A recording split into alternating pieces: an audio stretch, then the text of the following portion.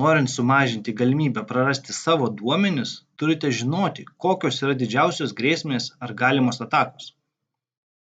Viena iš jų yra socialinė inžinerija. Tai itin paprasti būdai įteikti, manipuliuoti ir išgauti svarbią informaciją iš žmonių.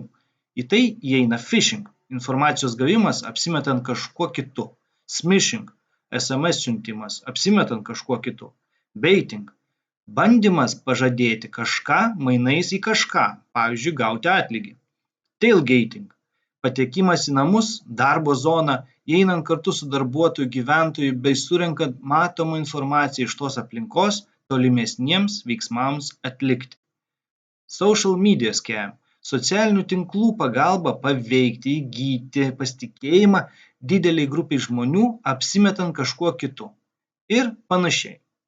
Po tokių socialinės inžinerijos atakų, kai auka patiki ar pradeda pasitikėti blogiečių, gali vykti sekantis, tai yra virusų, trojanų ir kitokių kenkėjiškų programų atsiuntimas į aukos telefoną, kompiuterį ar planšetę.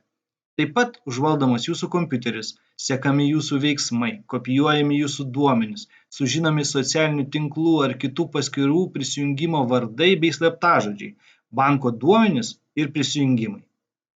Kaip apsisaugoti nuo tokių atakų? Pirmiausia, būti budriems, nesidalinti informaciją, kuria dalintis nėra būtina.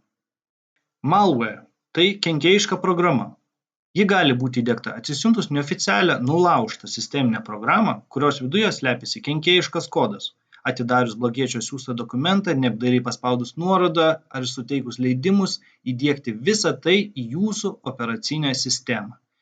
Nors dauguma antivirusinių programų gali įspėti ir neleisti įdiegti įtartinas programas, jūs turite pats įvertinti riziką ir tai, ką galite prarasti. Dezinformacinės spam atakos. Jos būna tiek socialiniuose tinkluose, tiek reklaminių banerių pagalba visuose žinomuose portaluose. Tai jau daugiau nei 10 metų yra itin populiaru apsimetant kitų asmenių ar žinomą organizaciją pritraukti dėmesį socialiniuose tinkluose ar kitose interneto platybėse, bandyti formuoti žmonių nuomonę, panaudojant tuo metu aktualias naujienas, o vėliau manipuliuojant įgauti jūsų pasitikėjimą, gauti jūsų asmeninę informaciją, siekti pasipelnyti iš jūsų. Sustokite ir pasitikrinkite, ar tikrai tokio puslapio pavadinimas jums nekelia įtarimo. Galbūt adrese yra daugiau žodžių bei simbolių nereikėtų. Galbūt pavadinimo raidės yra išsidėsčiusios keistai. Ar žmogus, kuris į jūs kreipiasi ir prašo pagalbos, tikrai yra tikrasis žmogus? Neskubėkite pasitikėti, sustokite ir įsitikinkite, ar tai yra realu. Be standartinių grėsmių ar atakų yra naujausia grėsmė, kuri pasaulyje įgauna pagreitį. Tai deepfake, lietuviškai gilusis padirbinys. Deepfake technologija šiuo metu yra labai ištobulėjus ir gali realiu laiku pakeisti ne tik veidą, bet ir balsą, išanalizavus tikrojo žmogaus pavyzdinę informaciją.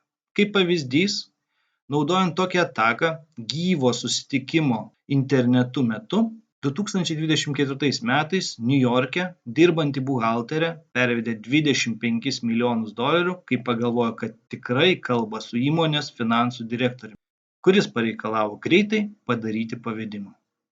Tad išlikite budrus, sustokite, patikrinkite, veikite.